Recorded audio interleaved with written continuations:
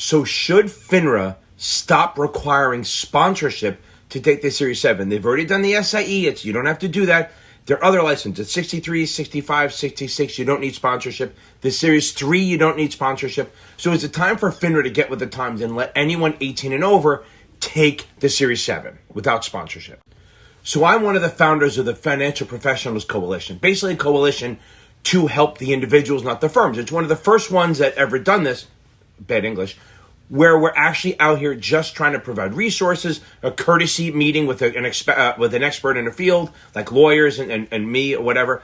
And what we're trying to do is be better and work for the individuals, not the firms. And we've definitely helped some people already with, like, some people running into trouble with an old wrongful termination, and we got her in touch with lawyers. We gave her a free consultation, and then found some lawyers and a recruiter to help her out and get her through this problem, and I think they're going to get it solved. But one thing that we all got together, and I didn't write this at all because it's real English and I'm too dumb to do this, but Ron Filler wrote a letter to FINRA, and we're going to push this, and we want to get some people backing this a little bit. We explain the reasons why we think FINRA should come into the future and allow people to take this exam without being sponsored. There's a lot of reasons for this. It's also a barrier to entry, right? So someone who's not connected and can't get a job and doesn't have it, they can't even show that they know the stuff or they're willing to do it. They can't even get in the door to be sponsored. So it's going to help people in general. So maybe while you're in college, you take the SIE and the 7, slap it on your resume, and then you're much more easy to look at and see if they want to be hired.